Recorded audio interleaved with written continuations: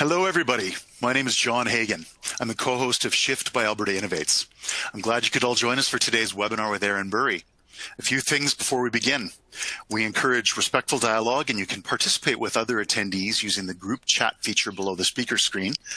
We also encourage questions, so please submit yours to the Q&A function in the taskbar below the speaker screen. A little bit about Erin. Erin is an entrepreneur, marketer, former technology journalist, and a startup advisor investor.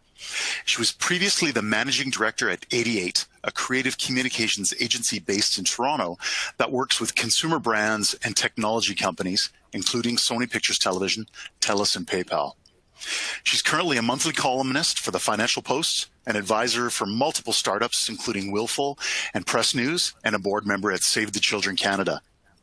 Erin also comments frequently in the press, including media outlets such as the New York Times, Forbes, CNN, the Toronto Star, and Canadian Business.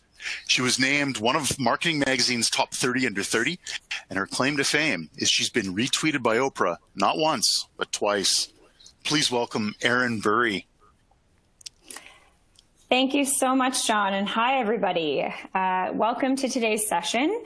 I'm joining you at 2 p.m. on the East Coast from downtown Toronto, and I hope that you all have your lunch, a cup of coffee, and I'm really excited to talk to you today.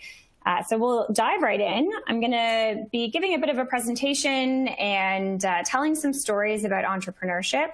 As John mentioned, I encourage you to pop into the chat at any time to ask questions or just to comment on your own experience as a small business owner. So the question that I really want to talk about today is, are entrepreneurs born or made? But before I answer that question, I know there's one burning question on all of your minds from that intro, which is, what did Oprah retweet? This is the number one thing that people ask me because it's in my Twitter bio. So it was actually when her network OWN came to Canada. And this was probably 2009, 2010. And if you remember when she gave out cars on the Oprah show, she said, you know, you get a car and you get a car. So I tweeted, OWN is coming to Canada today. Everybody gets OWN. And she retweeted that part, that statement, but she took out the part where I poked a little bit of fun at her. So being the enterprising, older now millennial that I am, I did email her and tell her she should hire me to work at OWN Canada, but sadly, she never responded. So the only proof that I have of our fleeting friendship is the screenshots of the tweet. So today we're talking about, getting back to this big question, we're talking about entrepreneurial mindsets and how they can help you win as a marketer. And really I've thought about this question a lot over the last decade, which is, are people born entrepreneurs or can you become an entrepreneur over time? And I'll start with telling you a little bit about my background and how I came to answer that question. You know, early on in my career, I was a journalism grad, from Carleton University in Ottawa. And just like my mom, who had also attended university at Carleton, my goal when I graduated was to work at a Fortune 500 company. I did not grow up with entrepreneurs as parents. My dad was a journalist at a local newspaper. My mom was a marketing executive at Nortel. And I grew up in the 80s and 90s when startups weren't sexy. You know, there weren't necessarily these role models like Sarah Blakely from Spanx or any of the, you know, Mark Zuckerbergs and Jack Dorseys of the world who you could really look up to and say, I want to follow that path. So for me, it was never really, it didn't come into my mind that I would ever start my own business. I just knew that I would get that corner office and that would be the pinnacle of my career. But then I met Sarah. This is Sarah Prevet. She's a serial entrepreneur, and that's us back in probably 2008, 2009. She was a mutual friend, and I met with her for dinner, and she told me that she was starting this company called Sprouter, which was a social network for entrepreneurs, and asked if I wanted to come join as the community manager. Now, this was at the height of the recession in 2008, and I had this, you know, steady, although not amazingly paying job at a mid-sized PR agency. But you know what? I thought about it. I thought, I'm going to dive in. I'm going to take this risk. And thankfully, I was encouraged by my family to do so. So I took the leap and I joined this tiny startup as the second employee. And I remember one day, a few weeks in, I was asking Sarah about the mission for the company. What was your goal? And she said, well, my goal, like a lot of entrepreneurs, is to sell the business. And I said, oh, because you want to go, lay on a beach. And she looked at me like I was crazy, and she said, no, so I can start my next business. And it was in that moment that I realized that entrepreneurs like Sarah, these born entrepreneurs, they have ideas swimming around in their head all the time. Sarah was just executing one idea on her long list of ideas, and she wasn't looking to build and grow her company so that she could sell it. She was so that she could retire. She was doing it so that she could actually move to the next idea on the list, and she could execute the next big thing. And that's when I realized that entrepreneurs are born. I was not one of these people who had a million ideas swimming around in my head. And I always thought if I sold a business at some point, it would be so that I could buy a yacht in Monaco and, retire on a beach. But then a funny thing happened. I actually, through my job at Sprouter, I had a chance to meet thousands of entrepreneurs. My entire job was meeting entrepreneurs, telling their story through our social media channels and our blog. Actually, as part of Sprouter, I ended up being on the founding team at BetaKit, which is still the largest startup publication in Canada. And I got to interview people like Mark Cuban and, Barbara Corcoran from Shark Tank. And really, I got addicted to these origin stories. Every time I talked to an entrepreneur, they had a story about a problem they encountered or an opportunity that they saw to fill a gap. And it always started with this moment of, wouldn't it be awesome if, and then they would tell me about their business idea. And really, I came to realize that entrepreneurs look at the world as a series of problems that they themselves can solve, instead of looking at the world as problems that they're waiting for other people to solve.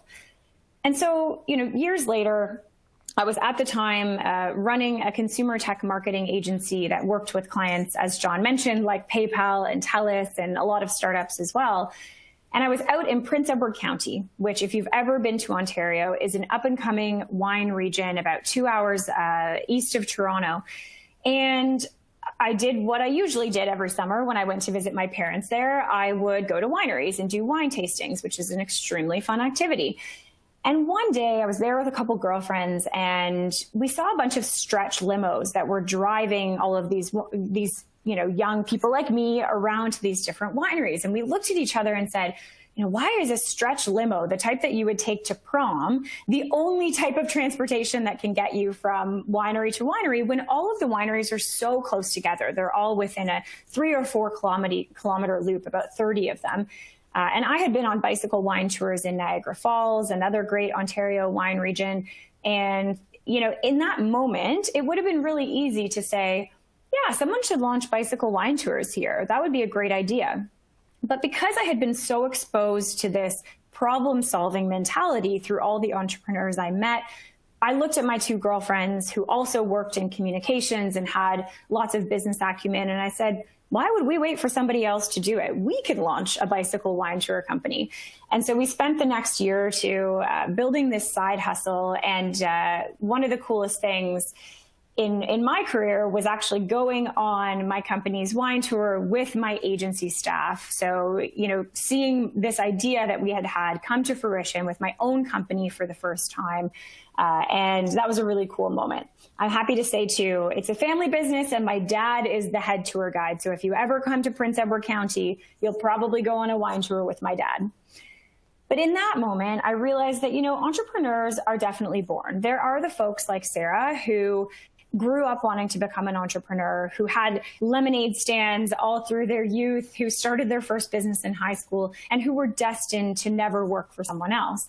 But there are also people like me who never really intended to go into entrepreneurship, who, kind of accidentally stumbled into it. And now that I have, I'm so passionate about it and can't see myself ever not being an entrepreneur. And so that led me to wonder, with these 2 really different groups of people, the born entrepreneurs and the ones who become entrepreneurs over time, what are the qualities that really tie them together? And so today I'm going to walk you through what I believe are the 4 qualities of the entrepreneurial mindset, which if you are an entrepreneur yourself, you'll probably recognize. And if you work for an entrepreneur or aspire to be an entrepreneur, can hopefully help you with thinking about the qualities that you'll need. And really, I want you to keep in mind as I go through these, how they relate to marketing, because really that's what we're here to talk about today. How can an entrepreneurial mindset help you with marketing?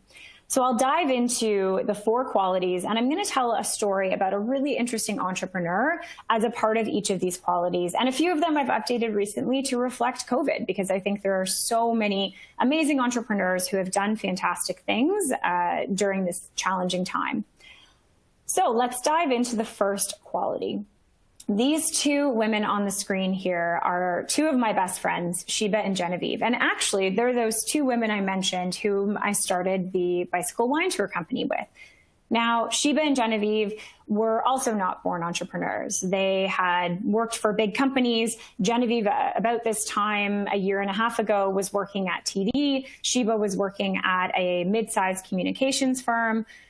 But they kind of caught the entrepreneurial bug through starting that wine tour company I mentioned, and they decided they wanted to own their own destiny and start their own business. So a couple of years ago, they started planting the seeds. What could this look like? And they knew that they wanted to focus on one topic, which was mindfulness. They're both very into meditation. They, are really into all of the kind of self-care and wellness practices that we hear successful people do, but that I somehow avoid because they seem overwhelming to me. But they knew that there was this opportunity to create a mindfulness company that targeted people like me, busy entrepreneurs and executives and business people who maybe didn't gravitate naturally towards things like meditation, but who could use these self-care tips to really succeed in their career and to add more balance to their life.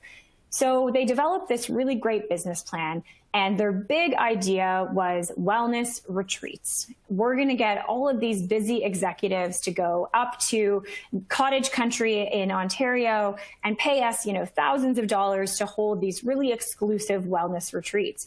And so in 2019, they worked away on this business plan, and they were planning their first event for the summer of 2020. They quit their jobs in January of 2020 and had been saving up for, over a year so that they would be able to not take a salary for a little while. And then, of course, as we know, everything changed. They found themselves, in the midst of planning and launching an event and having just quit their jobs to start this business full time. And then all of a sudden found themselves in the middle of a pandemic where events just were not a viable option for making money, let alone they just couldn't have an event because of COVID protocols. And in that moment, I think a lot of people may have given up.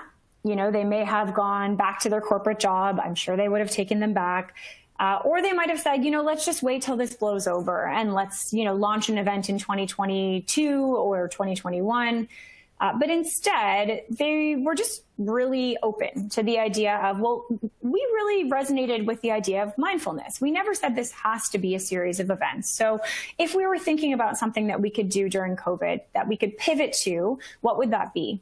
And they identified a gap in the market, which was a journal that helped you become more mindful through a monthly journaling practice. There were tools out there like the 5-minute journal, which was all about short daily journaling. And there were, of course, blank journals that would just help you with long-form journaling, which, I'll be honest, had never really appealed to someone like me, their target audience. So they pivoted. They said, we're not going to be able to do events this year, but we have to keep going with our vision. We've quit our jobs. We've come this far. We have a brand and a brand name, Mahara. And so they refocused their business plan. They developed this in a series of, I think it was 2 or 3 months. They developed a monthly mindfulness journal called the Human Being Journal.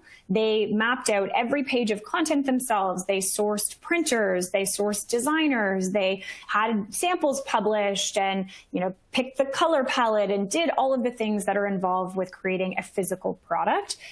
And then they were able to get them into their hands by late 2020.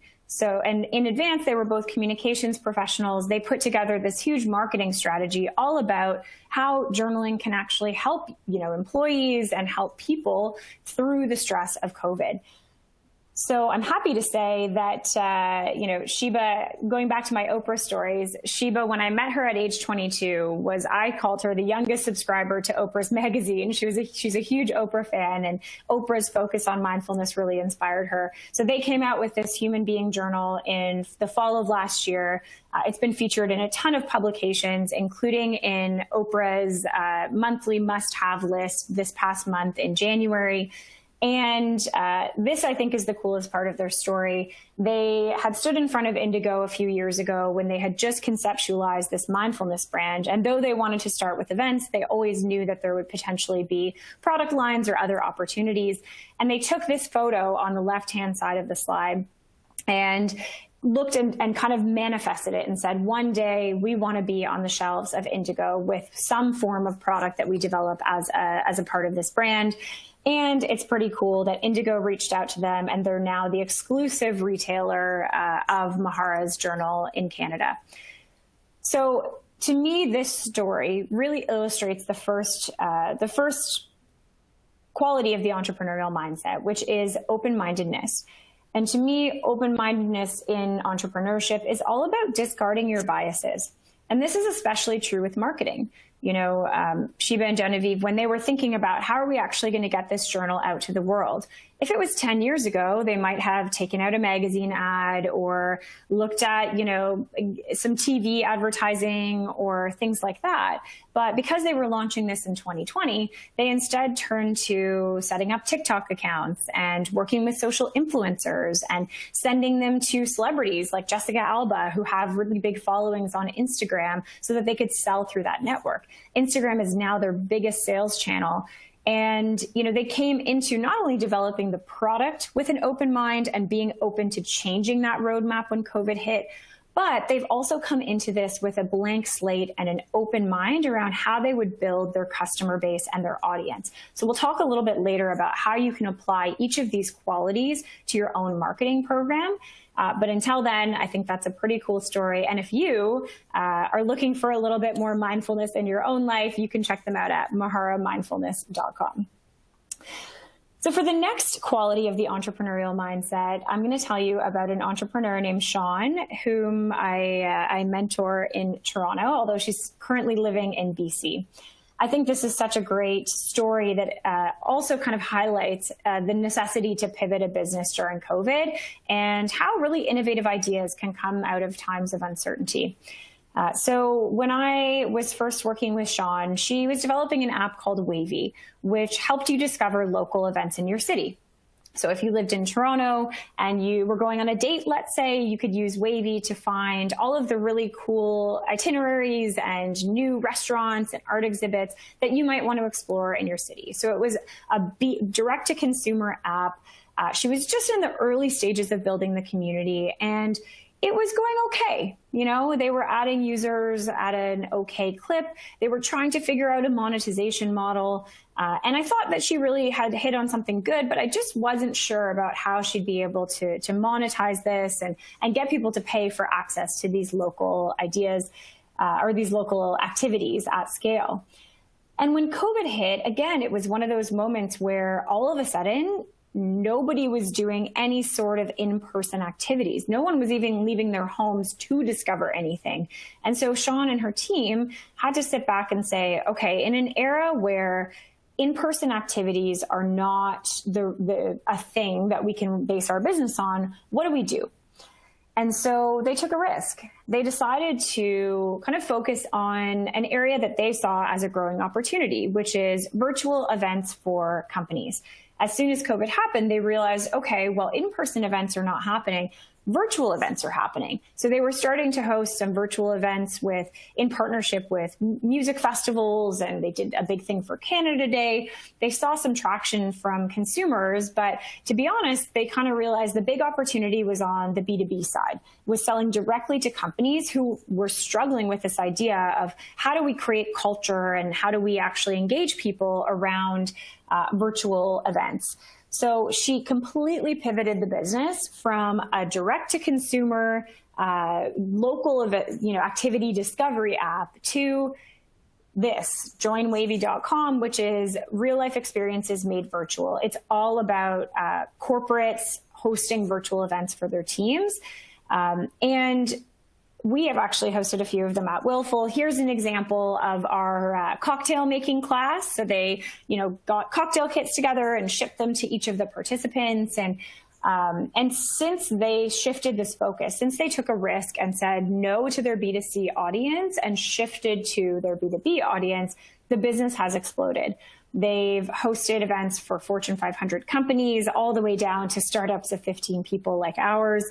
They have more demand than they know what to do with. And to be honest, their future is a lot brighter than it looked when it was on the B2C side. But they had to make a choice. And I think as entrepreneurs or as marketers, you're faced with this all the time, a need to focus. There are so many ideas in the day. There are so many opportunities that sometimes, as Steve Jobs says, saying no to 1,000 things allows you to focus on the one thing that's going to help you succeed.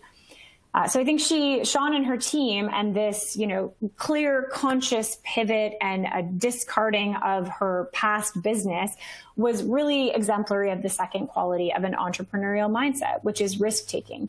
Inherently, when you're an entrepreneur, you are taking a risk by bringing something into this world that didn't previously exist, especially knowing the rates for how many small businesses succeed.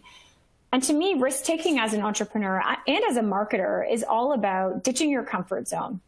I can't tell you the number of times when I worked at a big company, our startup Sprouter was acquired by Postmedia, one of the largest media companies across Canada. And when I spent about 18 months working there, the thing that always surprised me was this mentality that existed, which was, well, we've always done it that way, so why would we change? Or, that's not part of my job description, or kind of being disdainful of new social media platforms or new ideas. And to me, an entrepreneurial mindset is the antithesis of that. It's never saying, well, that's the way we've always done things, so we're not open to that. It is being open to jumping on tools like Clubhouse the moment you think about them, instead of thinking, oh, that's stupid, I'm not going to try something new. And I think Sean's team is really a great example of kind of taking a risk, getting out of your comfort zone, and so far, it really paying off. So for the third quality of the entrepreneurial mindset, I'm going to tell you a story about my husband, Kevin. I promise there's a reason. Now, Kevin is one of those born entrepreneurs I was talking about. In fact, he used to call me the dream killer because I was a technology journalist for a period of time. I met and interviewed startup founders every single day.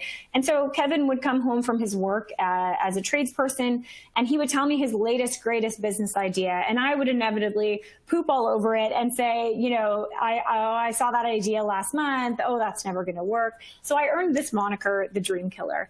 But Kevin has always been looking for that business idea, and his big ambition was always to start his own business, even though he had spent 5 or 10 years working in trades, working for other people. So when Kevin's uncle passed away unexpectedly a few years ago, and his family was really facing all these unanswered questions around his funeral and burial wishes, his celebration of life choices, where all of his important documents were stored.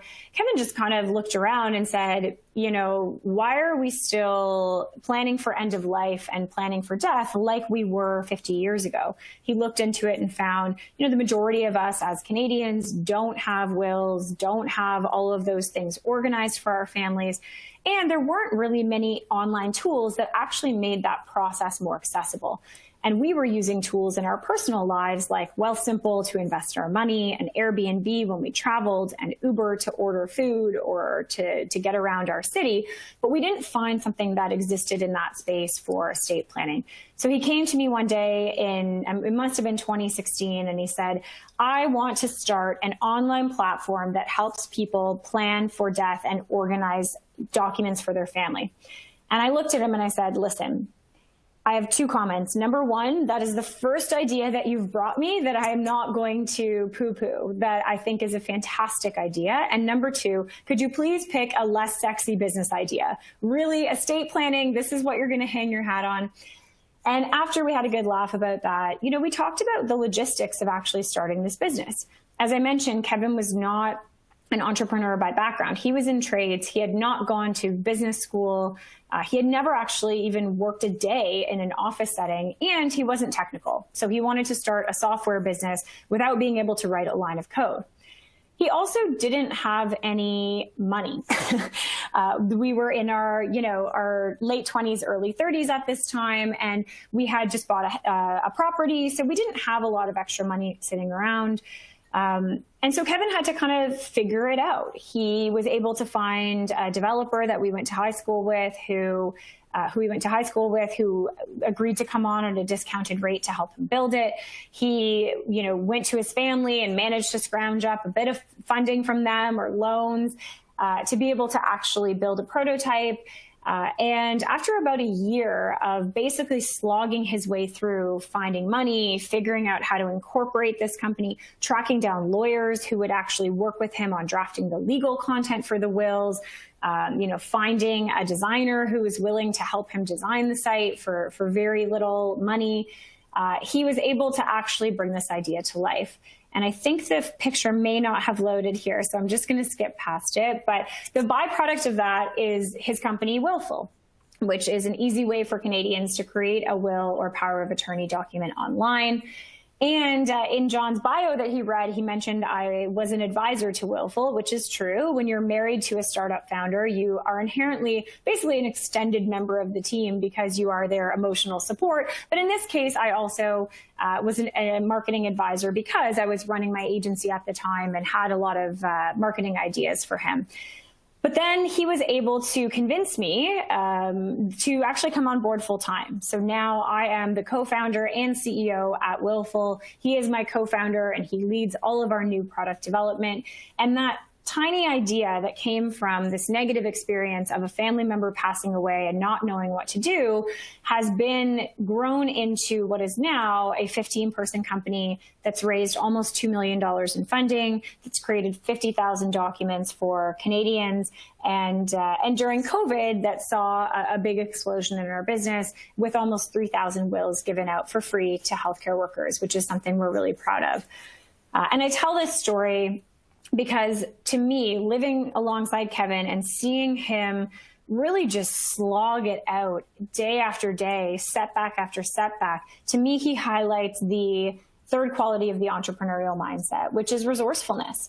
I remember when I joined Sprouter back in the day, I asked Sarah, why did you hire me? I was very inexperienced when you plucked me from this first job of mine to come work at your startup. What did you really see in me? And she said, when I hire someone to work at a business of mine, I look for one thing, and that's resourcefulness. I don't care if you have all the answers. I just care that you can find them on your own. And to me, resourcefulness in entrepreneurship is all about finding a way despite limits. And I think there's such an important lesson here about marketing, because when you're a small business, you don't have the $1 million Super Bowl ad budgets of the big companies. So you're not able to just do the obvious marketing things.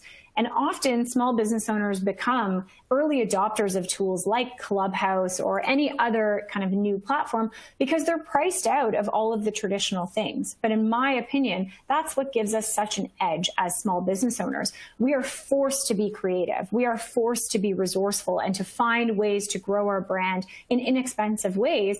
And by focusing on those kind of underutilized channels, we're also able to capture market share from the big companies before they even catch on and know that we're doing it. So I'm going to throw up a blacked out slide. You are supposed to be seeing that because I don't want to ruin the punchline of my final story. And I'm very happy to say my final story is an Alberta story. So I belong to a speaking agency called Speaker Spotlight. And one year at the Christmas party, when we were allowed to go to Christmas parties in person, I met this really interesting entrepreneur named Graham Sherman. And I said, what's your deal? Tell me about your story. What do you speak about? And he said, I speak about entrepreneurship. I speak about this. And I said, well, tell me the story of your business. So he said, well, I used to be in the military. I lived overseas, and, I was the IT guy in the military. So I was not out in the field. And when all of the other guys and gals, I would be kind of trying to amuse myself at the base. And so I started brewing beer in the tool shed behind the barracks. And when I got back to Calgary and I, resigned from military life and went into just being a regular civilian, I was thinking about, what do I want to do next? And I had brought that hobby home with me from overseas, and I had been brewing beer in the tool shed in my backyard. And so when I was thinking about, what do I want to do next, it was a natural fit for me to say, well, I'm going to start a brewery. But there was a couple problems. Building a brewery is expensive. You can't it's not like a software company where you can just pay $5 to Shopify and you're off and running. So Graham basically went to every family member that he could. He went to the bank. He got a second mortgage on his house. He raised funding from anyone that he could to raise all of the money that he needed to build this brewery and to bring his idea to life. And then he said, a couple months before the project was supposed to be done, he learned the hard lesson that most of us as entrepreneurs learn, which is it always takes longer than you think it's going to, and it always costs way more than you think it's going to launch a business or do anything within your startup. And so he found himself $200,000 short of his budget to complete the project. And he told me about a night that he was just laying awake, sweating and so nervous because he knew he'd have to get up the next morning and tell his wife that, they had to, sell the house or they had to claim bankruptcy. There was no other way that he could find funding. He had tapped out every single friend, every family member, every bank, and he was just at his wit's end. And that night he went to bed and he woke up in the morning with an idea. Because Graham's the kind of guy that doesn't give up easily.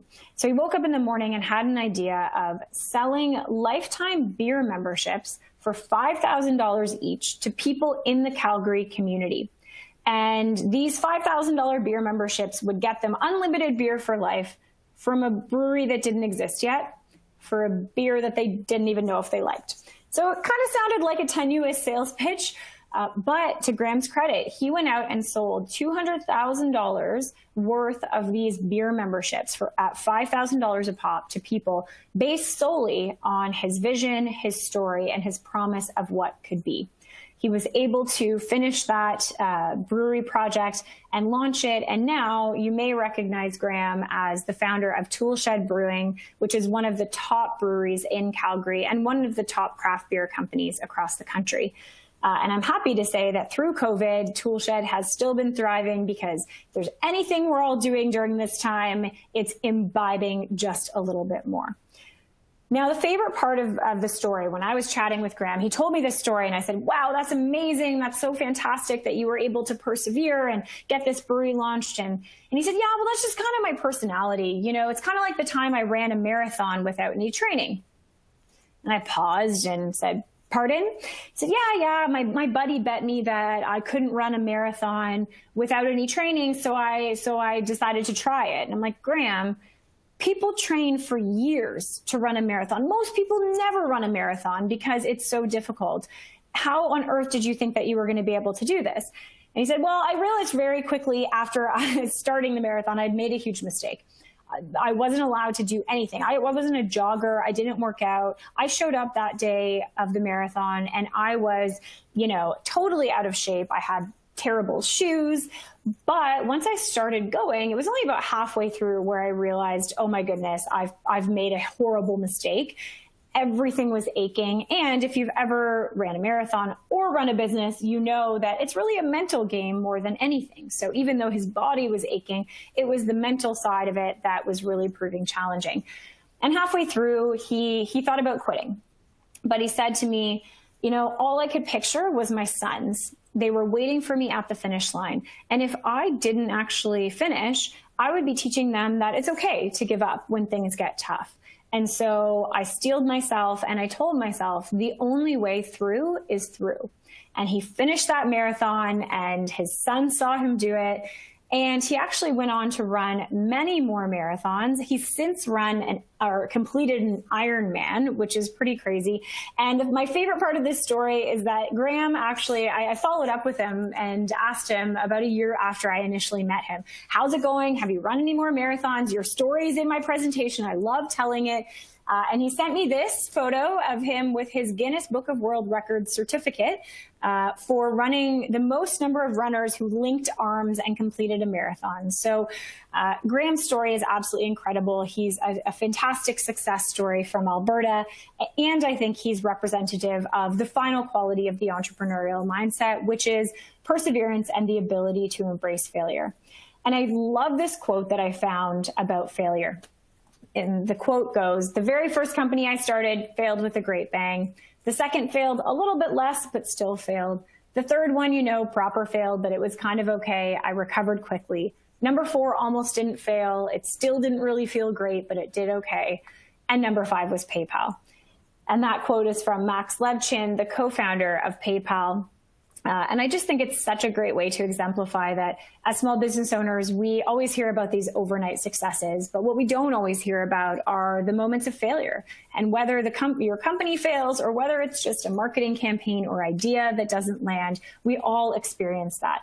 But to me, the entrepreneurial mindset is all about learning from failure, about seeing it as an opportunity, and about taking a test and learn approach to everything you do in your business and being intentional about taking those learnings and turning them into future success.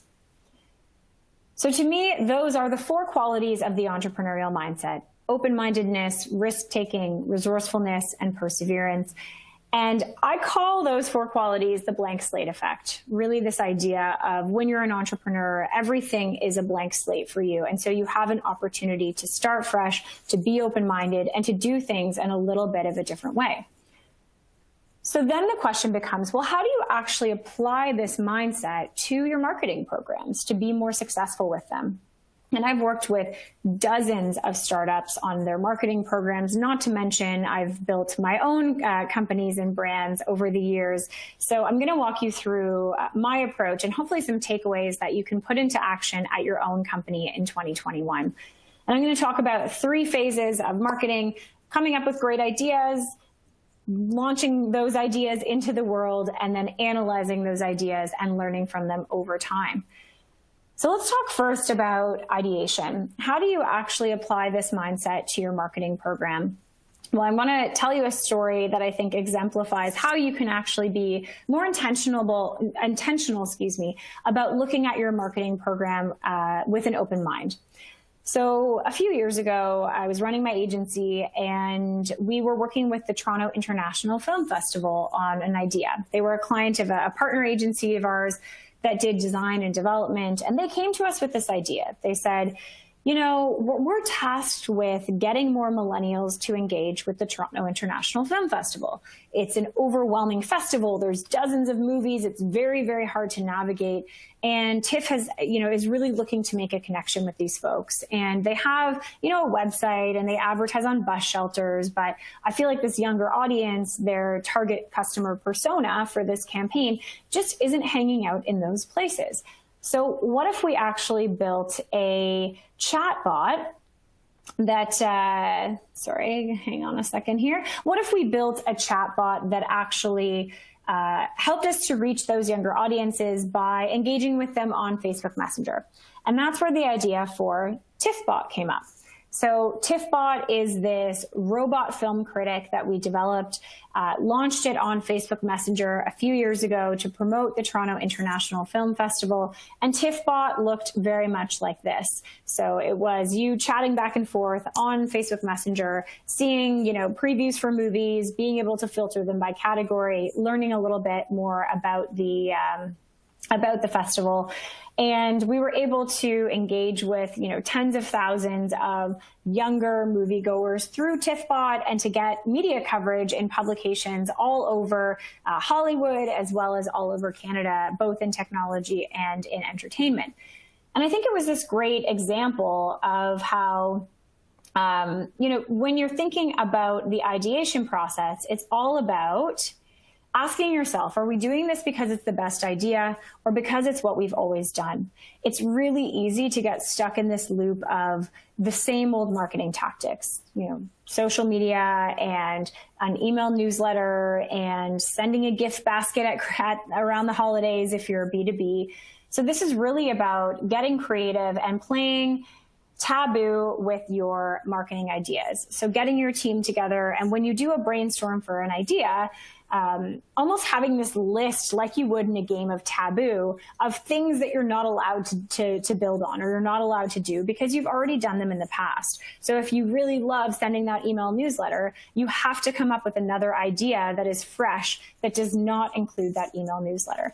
And this is not about boiling the ocean. It's not about trying every new social media platform that comes out. It's really just about going back to the fundamentals of marketing. Who are my customers? Who are the personas of the people who are buying my product? And where do they spend their time online and offline? And how has that changed over the last 1, 3, 5, 10 years? So for example, at Willful, our target customer is new parents. Most of the people that buy wills on our platform do so because they have kids and they want to be able to assign guardians for them, etc. So for us, we think about where do new parents hang out? And that's, Facebook groups for moms. That's, parenting communities offline. That's parenting publications like Today's Parent. You should do the same. Build that customer persona. List out the 2 or 3 people that are most likely to buy your product or service and go through that exercise of actually interviewing some of those people and asking them, what do you read? Who do you follow? Which influencers do you pay attention to? Which online communities are you a part of? And really see if your marketing tactics actually reach those people in the places where they spend their time. The next phase is delivery. So once you've come up with a great idea, how do you make sure that you're getting it out into the world? And this is all about, again, trying new channels and new ways to deliver campaigns. It can be really easy to just default to doing the same old things in the same old way. And really an entrepreneurial mindset is about always being open and receptive to new things. I mentioned Clubhouse earlier, and I remember my dad, who was a lifelong journalist in late 2000s. He was approached by his editor at the newspaper, who said, Henry, if you're going to stay on as a reporter here, you've been here for 30 years, you're going to have to learn how to run our social media and how to podcast. And my dad just said, nope, I'm out. I do not want any part of this. And I think he kind of said, I don't want to learn new stuff. Well, not everyone can retire when faced with the idea of actually doing something new. And I have to admit, I was guilty when I first saw TikTok of, that's just for the young kids. That's not something that's relevant to my business. But during the pandemic, I actually joined TikTok because I was getting funny videos from friends and thought, I'll give this a whirl. And a few weeks after joining, I saw that there was a lot of older millennials like myself in our mid-30s and older who were actually using it just as much as that younger demographic of teenagers. And I also started to notice that there was a lot of businesses on there that were promoting their own thought leadership, from dental hygienists talking about teeth health to nutritionists who were promoting healthy recipes. And I didn't see one person who was talking about estate planning and wills. And I know it's not the sexiest topic, as I told Kevin when he came to me with the idea, but I thought, knowing that new parents are a big audience of ours and there's lots of them on TikTok, I'm going to try it out. So I created this profile and I did an experiment. A couple weeks last summer, I filmed a bunch of videos after consuming content on the app for about 4 months and getting to know, how people use it and what creators are doing.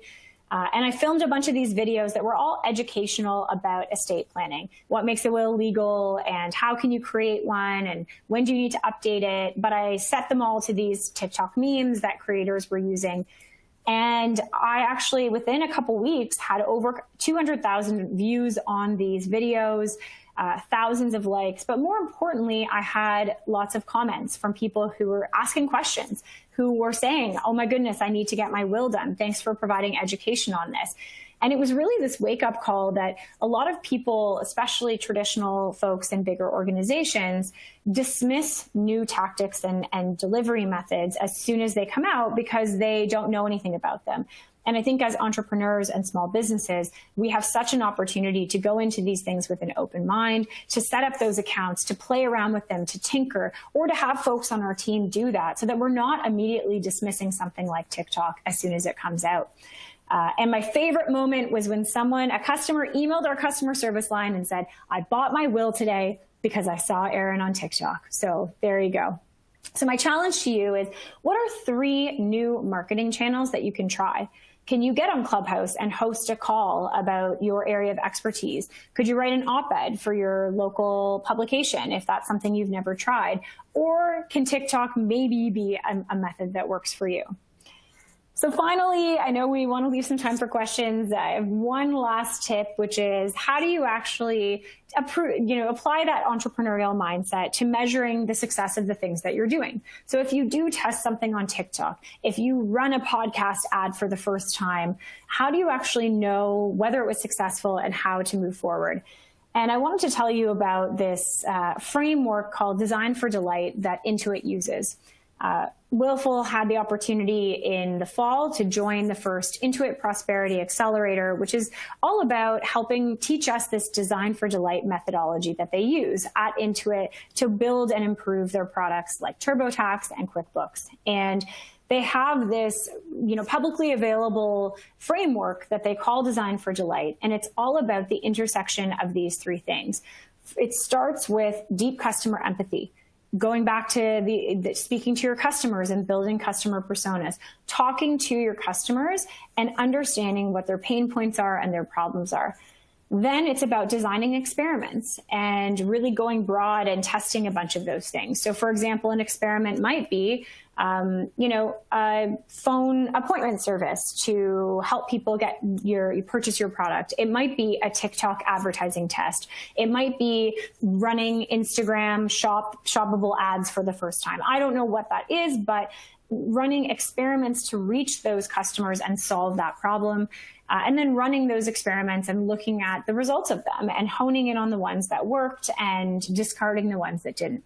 And as we went through this program, we've really completely adjusted the way that we look at product development and marketing at Willful to adopt this mentality, this idea of talking to our customers all the time, being extremely close to them, understanding their challenges, and being extremely experimental and intentional about experimenting with marketing. We have an experiments tracker where we record every single experiment that we're running with clear hypothesis statements for what we think is going to happen and very clear desired outcomes. So this is not just about putting things out into the ether and hoping they work. It's about having a hypothesis statement like, I think I can use TikTok to drive engagement and ultimately sales from a millennial and Gen X audience, and then actually being intentional about measuring the impact of those things. And I encourage you to check out the Design for Delight framework if you're interested in learning more about how you can implement this into your own marketing practices. And ultimately, applying an entrepreneurial mindset to the measurement and analysis side of your marketing is all about building a culture that encourages rapid experimentation and testing. And that's something that we've really committed to as an organization in 2021. So we talked today about how entrepreneurs are born, but how they're also made. We've talked about the 4 qualities of the entrepreneurial mindset and how I think they make up this thing that I call the blank slate effect, which helps entrepreneurs be more successful. And we've talked about how you can actually apply that to your marketing program by coming up with fresh ideas, delivering those in places that you haven't typically done that, and analyzing the success of those experiments to be able to inform your future decisions. So before I leave you today, and before I hand it back to John for questions, I'm leaving you with 5 questions that I encourage you to either reflect on, maybe in your Mahara journal, or to kind of take back to your team for your next brainstorm. The first question is, are we doing things the way that we've always done them? And does our culture encourage new ideas and taking risks? Question 2 is, how has the behavior of our consumers changed? And are we changing our behavior along with them? Question 3 is, if we were a new company starting today, would we still be marketing in the same ways? Would you still be using the same tactics if you were launching your business in 2021 versus in 2011? Would you be using the same messaging, the same creative, the same designs? 4th, do you have a test budget that actually allows and empowers your team to try new platforms, new ideas, and new delivery methods? Are you going to say no right off the bop if someone comes to you and says, I want to try TikTok advertising? If you don't have that test budget in place, what do you need to ensure that you have one and that you are encouraging this culture of testing and experimentation? And then finally, how are you measuring success with your marketing program today? And how will that change as you adopt new platforms and tools in the future? So I want to say thank you for attending today and listening to stories about who I think are incredibly resourceful and risk-taking entrepreneurs. I know a lot of you listening today are also those people, and I wish you the most success with your businesses moving forward through COVID and beyond. So I will now hand it back over to John for some Q&A before we end the session. Erin, thank you so much. That was great. Your insights were bang on and really awesome to hear. I love how you couched all of your points in stories. It just really speaks to that power of storytelling and narrative. There a couple of questions came through. One, looking for a little advice on the top choices for social media platforms to focus marketing efforts to start an environmentally focused podcast. Any sort of insight they can give with that? Yeah, great question. And thanks, John. I love hearing stories about entrepreneurs, how I built this. Speaking of podcasts, How I Built This is a great podcast if you love hearing stories about entrepreneurs. So when I was running my marketing agency, we did a lot of social media management for brands. And I found that every small business owner I ever talked to had this inclination to boil the ocean when it came to social media. They would come to us and say, I need help. I'm not seeing results from social media. And I would say, okay, well, which social media platforms are you using? And they'd send me their Pinterest page and their LinkedIn and their Instagram and their Twitter and their Facebook, and the list went on. And I think what I always try to do when I talk to small business owners is to say, do not boil the ocean. Especially if you don't have a team, especially if you don't have external agencies or vendors, and it's really just you and your own time, you cannot afford to be on every single platform, nor can you do it well. So I always go back to that question of customer persona. If I'm building a podcast for people who are interested in the environment, where are those people most likely to be hanging out? I don't know if that's a LinkedIn podcast. If I was starting a sales podcast or a management podcast, absolutely. LinkedIn would be where I would focus my efforts. But actually, if I was starting with people who are passionate about the environment, I would actually be thinking about what are the Facebook groups that I could tap into, like the zero waste Facebook groups where people can actually be sharing tips with each other. I'd be thinking about environmental influencers, eco-friendly influencers and minimalists who are spending time on Instagram, and the influencers who I could engage to actually tell that message to. And then I'd be thinking about, probably something like Twitter, where I can connect with journalists, where I can connect with like-minded people and other companies in real time. So I'd think less about the network itself, and I'd start with, again, who is your customer? Where are they spending time online? And how can I actually become a part of those communities or advertise to them relevantly? And if you don't know the answer to that, interview some of them. Do a call out, leverage your network, and find 5 to 10 people who fit your target listener and ask them. And that will help you to determine where to spend your time on the key 2 to 3 places instead of spreading yourself too thin across every network out there. So don't boil the ocean. Exactly. Let's see. We got another one here. And hello, Erin. My name is Nicole. I'm a student entrepreneur, and I really enjoyed your presentation. Super eye-opening. And Nicole's question is, how do you know when to move on from one idea to the next? Say, for example, you're testing an idea and you're faced with a couple of failures. How do you know when to move on? Nicole, first of all, thank you. And kudos on being a student and launching a business. I definitely spent most of my university career renting VHS tapes of CSI from Blockbuster and watching them because that's how old I am. It's a great question. So we talked a little bit today about testing and learning from marketing ideas, but we didn't really talk about validating your business idea. And to me, it really goes back to, I'll tell actually a story about failure that I think helps to illustrate this.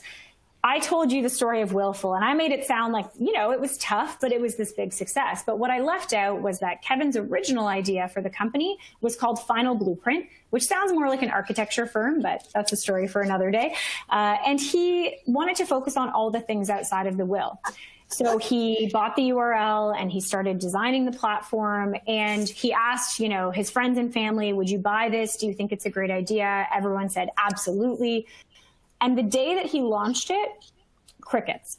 I think to this day, the only people that paid for that product are myself and his mom.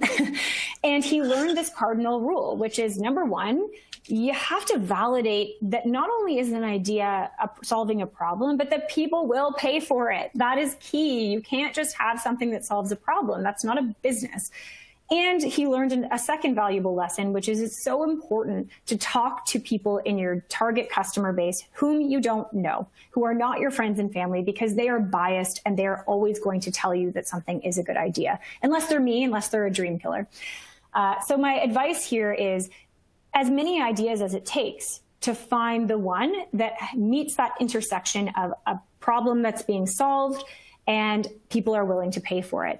And it's so easy these days to validate an idea. You can throw up a landing page on Unbounce in 5 seconds. You can launch a Shopify store and try selling something for less than $100. You can run a Facebook ad targeted to a specific group without ever having to do any of the actual product development, just to validate a concept.